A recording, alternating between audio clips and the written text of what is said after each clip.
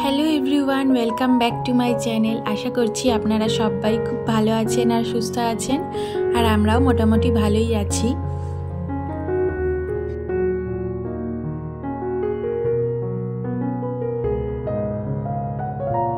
তো এখন ঘড়িতে বাজে হচ্ছে ওই সকাল 6টা মতন।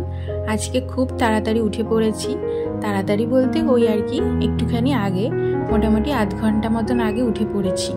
আসলে কি বলুন তো, একদমই ঘুম হচ্ছে না, এত গরম পড়েছে। তো সেই জন্য ভাবলাম তাড়াতাড়ি উঠেই পড়ি, সকাল সকাল কাজগুলো সেরে নিয়ে বেলার দিকে না হয় একটু রেস্ট নেওয়া যাবে। তো সেই জন্যই তাড়াতাড়ি উঠে পড়েছি।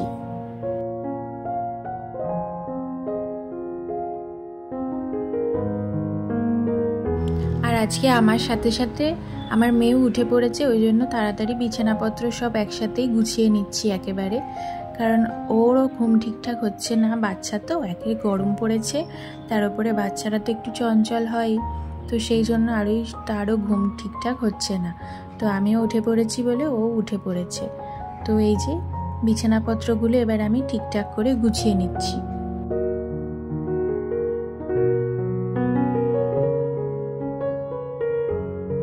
আর এই গরমের মধ্যে না বেশি ঝাড়াঝুড়ির কাজগুলো করতে খুবই অসুবিধা হয়ে যাচ্ছে।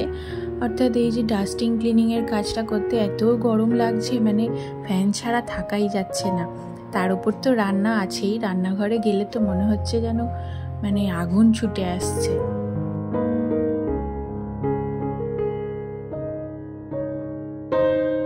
আর গাছপালাগুলোর যা অবস্থা হচ্ছে, তাও আমি ডেইলি দুবেলায় জল দিই, যদিও এটা ইনডোর প্ল্যান্ট, তাও আমি দুবেলায় জল দিচ্ছি, কিন্তু তাতেও যেন মনে হচ্ছে মাটিগুলো পুরো একেবারে শুকিয়ে যাচ্ছে।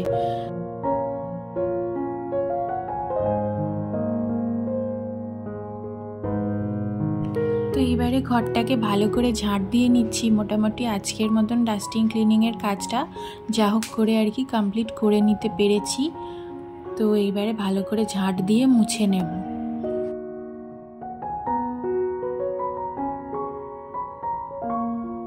আর আজকে এত গরম পড়েছে, মনে হচ্ছে যেন এক্ষুনি স্নান করে আসি, কিন্তু এই যে মেয়ে যেহেতু আজকে আমার সাথে সাথেই সকালবেলা উঠে পড়েছে, তাই জন্য ওকে ব্রেকফাস্টটা করিয়ে দিতে হবে, নাহলে আবার ওর খিদে পেয়ে যাবে আর তখনই কান্নাকাটি বায়না শুরু করে দেবে। তো এই যে এবারে ঘরটার ঝাঁট দিয়ে মুছে নিয়ে ওকে প্রথমে আগে ব্রেকফাস্টটা করিয়ে দেব।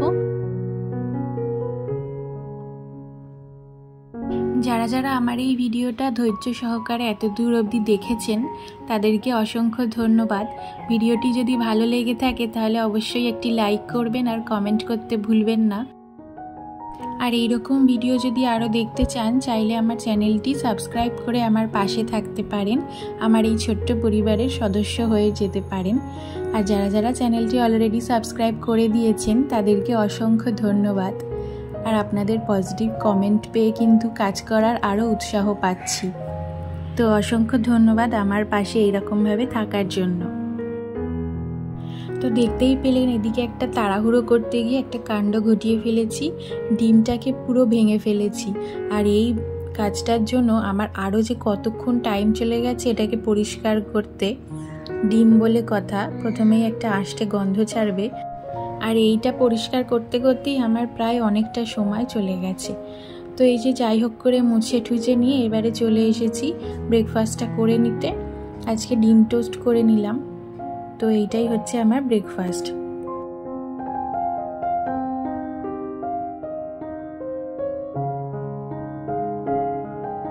আর তারপরে চলে এসেছি এখানে যে কটা বাসন পড়েছিল সেইগুলোকে মেজে নিতে। অল্প আধ বাসনই পড়েছে, সেই জন্য মেজে নিচ্ছি। তারপরে আবার দুপুরে রান্না বান্নাও করতে হবে, তখনও আবার এক গাদা বাসন পড়বে, ওই জন্য আগে ভাগেই যেগুলো পড়েছিল সেগুলো আগে মেজে ফেলছি।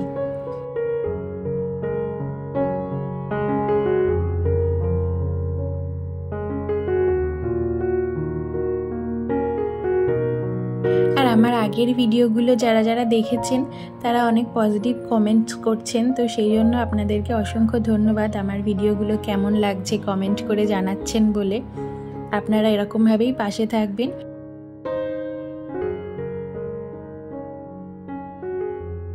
তো এই যে কথা বলতে বলতে এখানে আমার সবকটা বাসনই খুব ভালোভাবে মাজা ধোয়া কমপ্লিট হয়ে গেল। এরপরে রান্নাঘরের বাকি কাজগুলো একে একে করে ফেলবো।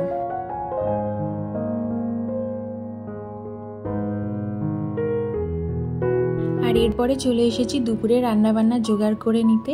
আর হ্যাঁ, তার আগে আমি স্নান করে পুজো কমপ্লিট করে নিয়েছি, কারণ এত গরম লাগছিল না, আর ওই জামাটা পরে আর থাকা যাচ্ছিল না, তাই জন্য ভাবলাম স্নান করে নিয়ে এসেই আজকে রান্নাবান্না কমপ্লিট করব।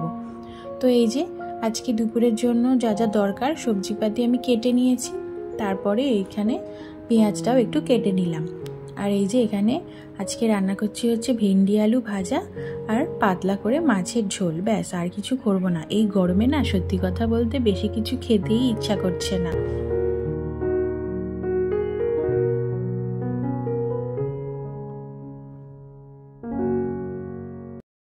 তো এদিকে ভেন্ডি আলু ভাজাটা হয়ে যাওয়ার পরে এবারে মাছগুলো ভাজতে বসিয়ে দিলাম।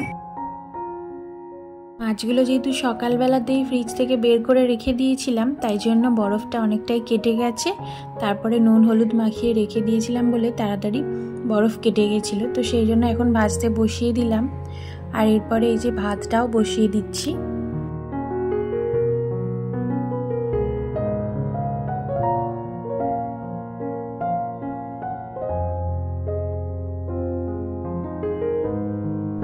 তো এদিকে ভাতটা বসিয়ে দেওয়ার পর এখানে মাছগুলো ভাজা কমপ্লিট হয়ে গেছে বলে মাছগুলো তুলে রাখলাম।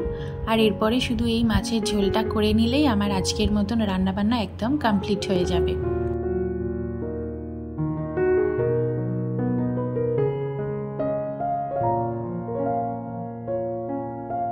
তো এবারে মাছটা তুলে নেওয়ার পরে যে তেল ছিল তার মধ্যেই অল্প একটু কালো জিরে তেজপাতা ফোড়ন দিয়ে তার মধ্যে অল্প কটা রসুনের কুচি দিয়েছিলাম। আর এরপরে পেঁয়াজ আর লঙ্কাটা দিয়ে ভালো করে হালকা একটুখানি নেড়ে নেব।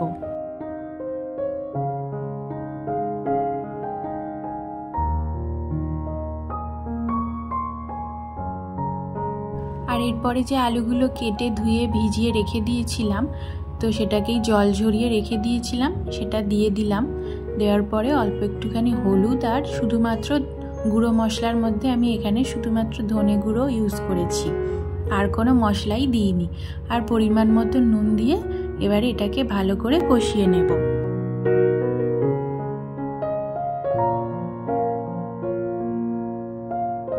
তো এই যে এবার এখানে ভালো করে কষানো হয়ে গেছে। এরপরে পরিমাণ মতন জল দিয়ে দিলাম। তারপরে তুলে রাখা ভাজা মাছগুলো দিয়ে এবার এটাকে ফুটতে বসিয়ে দেব।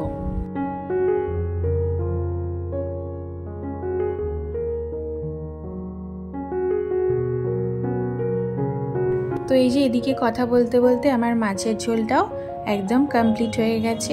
এইবারে এটাকে নামিয়ে নেব।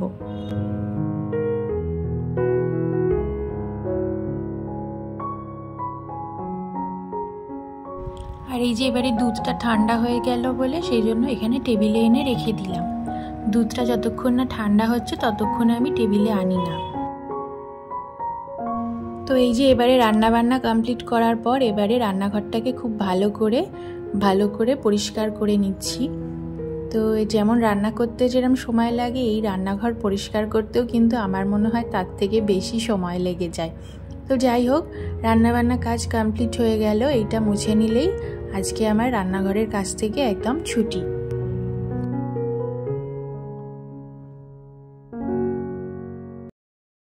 তো ছুটি বললাম ভুল করে, এখনো বাসনগুলো মেজে ফেলতে হবে। যদিও খুব একটা বাসন পড়ে নেই, আমি রান্না করছিলাম আর টুকটুক করে এদিকে একটা একটা করে মেজে ফেলছিলাম।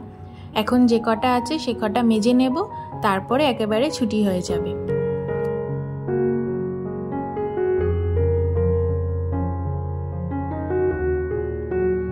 প্রত্যেক দিনের মতন আজকের এই ভিডিওটাও আপনাদের কেমন লাগছে সেটা কমেন্ট করতে কিন্তু ভুলবেন না। যদি ভালো লেগে থাকে তাহলে কিন্তু অবশ্যই একটা লাইকও করবেন।